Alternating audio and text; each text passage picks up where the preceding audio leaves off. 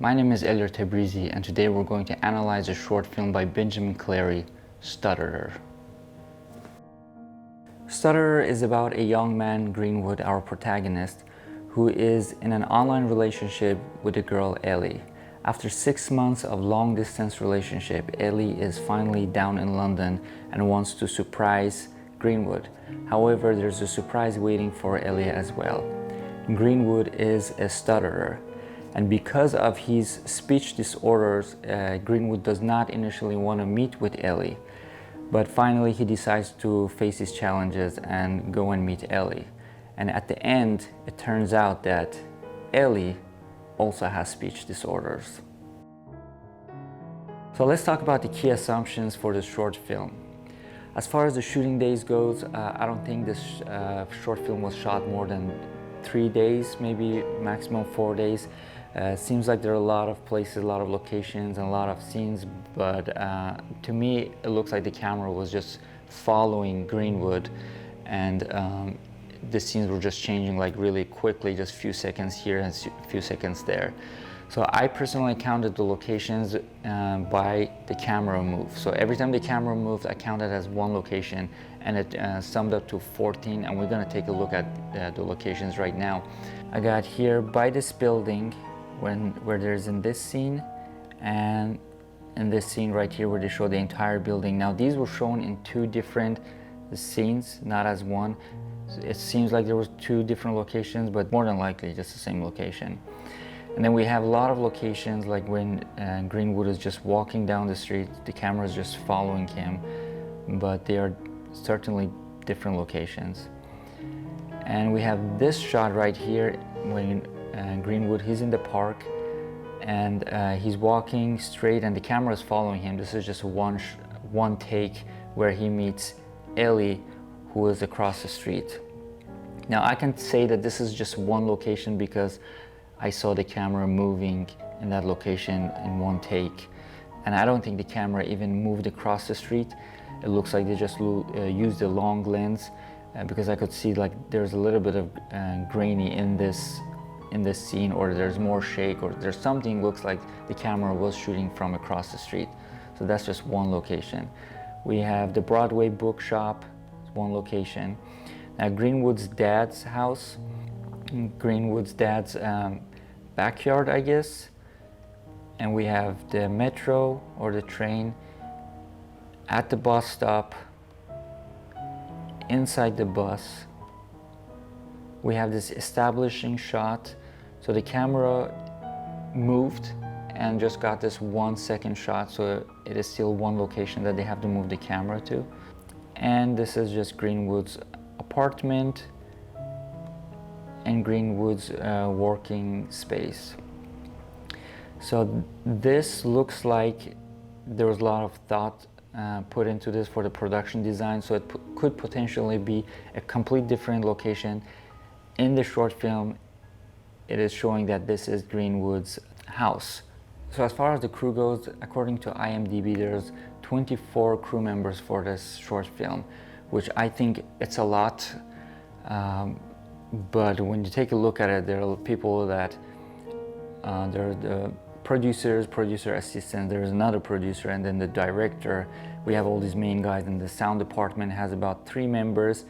We got the visual effects guy, the camera and electric department, few guys there, the costume and wardrobe, the editorial department, and there's some other crew members. So when you think about it, every person plays a big role in this, and probably they're all needed, but it just seems a lot of people to work on this short film. Especially talking about the budget. The budget for this film was 5,500 euros. And with that small budget, having this many crew members, it just does something just doesn't match up. So probably a lot of the people that were working there just for free, just collaborating with the producer and for the short film. According to IMDb, there are only 3 cast members for this short film. There is Greenwood, and there is Greenwood's dad, and Ellie. But when we take a look at how many people that actually were in this short film, I count up to 10 people, and the voiceover. All right, so now let's take a look at the cast members. So here's Greenwood. Then we got this guy where he was just in one quick scene when Greenwood was doing his snap judgments. So let's take a look at one quick scene of the snap judgment. Snap judgment 1224. Year 11 student. Flaky but loyal. Received first ever blowjob 2 nights ago. Current mood ecstatic. Let's go back to the rest of the cast. So we have Greenwood's dad. We've got another snap judgment girl that was in the train. We have the tourist, a girl that is just passing by and asking for directions. We have the angry guy and his unlucky girlfriend at the bus station. And here's Ellie. And we have the 2 guys that were asking Ellie to take a photo or something of them. So counting all the cast members, I have 10 people in the film and 1 person doing the voiceover at the beginning of the film when Greenwood was trying to make a phone call and pay his bill. Your call is important to us. And that's it for the key assumptions. So I don't think there were a lot of challenges in this film. The only thing that I could think of would be filming inside the train and inside the bus. So now we're going to break down scene 1, and that is my favorite scene just because it's the first scene, and in that first scene you can already understand how the story is connected to the title and where we're going to go with this film. So let's take a look at scene 1. Hello? Sir, can you hear me?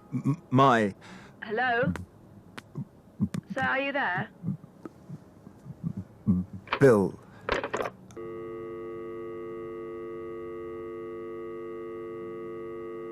Hi, my name's Greenwood. I'm calling about my bill.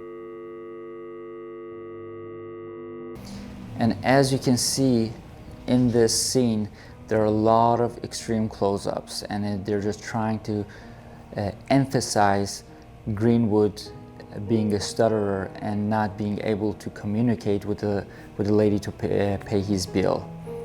It's a very simple scene, but you can see all these extreme close-up, and there are some cuts in this close-ups, and it just emphasizes the struggle and the problem that he has with paying his bill. So the camera plot for this scene is very simple. It's just straight forward. Just Greenwood is right in the middle, and they just extreme close-up on his face. And in the other scene, when the scene is open with revealing Greenwood with the phone in his hand, it is still, again, he's in the center, focus on him. We got who the character is. So now we're going to break down one of the scenes for the composition and lighting. So this is my favorite, I would say, scene goes as far as the lighting and composition. So we have Greenwood, he's looking across the street and seeing Ellie back there. So let's start from right to left and analyze the lighting here. So we have this backlight in this restaurant in the very right corner, which is also reflecting on the car, the back of the car, and we have the red light on the car. And then moving to this restaurant, we have some yellow and red lights. We have the green light. We have again this yellow and red light over here. And the top of it, we have a light facing up that is on the window. And coming to the left, still in the top, we got another one of those lights, which all of these lights, they were placed there already, but it just creates a beautiful image. And we have some lights also facing down. So there's one over here which is on the sign over here. And we have back here the green light again, the red light. And moving towards the left, we have that other light. So this light over here, I'm not sure if it was just a light standing there or it was intentionally put there. But what we see here, it's a lot of highlights on Greenwood's hair, on his shoulders, and even you can see the hair on his face because of the light. So I think there was a light put in front of him, or there was a light kind of above him, maybe both of them, but we do see some highlights on his hair, on his face, and on his shoulder. So as far as the lighting goes, I don't think there were a lot of lighting used in this short film. It was mainly one key light that was motivated by a lamp in the room. When they were outdoor, there were a lot of natural lights. Even when it was dark, like over here in this picture, they were still using outdoor light. And I have my light set up pretty much similar to what was in the short film. I got one key light over there. I do have my backlight, and I have a reflector over here just to highlight my eye.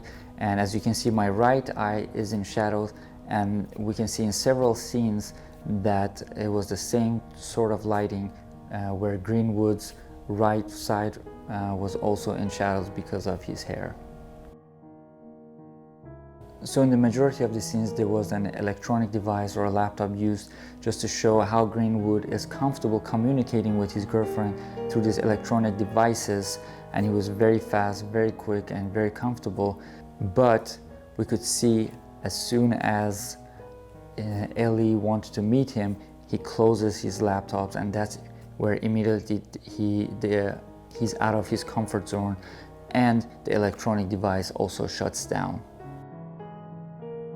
So as far as the cinematography goes, the lighting was very inconsistent in this short film, but one thing that they were very consistent was the colors, keeping the colors in contrast. So if we look at the color wheel over here, and they were trying to match all these colors and go in contrast, like we have the blue and the opposite was just orange building, or we have the green background, which are opposite in contrast is the purple, magenta, or even in his bed when he's wearing a blue short and the pillow and everything is pretty dark pink, magenta-ish. So they did keep the color of the film very consistent, but I don't think they kept the lighting consistent. And as you can see right now, my background is green, and I am wearing this red purplish shirt that is in contrast with my background, which it creates a cinematic, I would say, look. I don't know. So the editing for the short film was very clean, just clean cuts. There was no creative transitions, and it was unnecessary to have creative transitions. Lots of close-ups, medium shots, and extreme close-ups they were using in this short film. So as far as the sound goes, there were not a lot of background music or special effects sounds in this short film. Only when Greenwood was talking to himself, it was a voiceover, and that's the time they had a solo piano playing in the background, and that was it for the sound. Thanks so much for watching, and that's it for 3.3 film analysis presentation.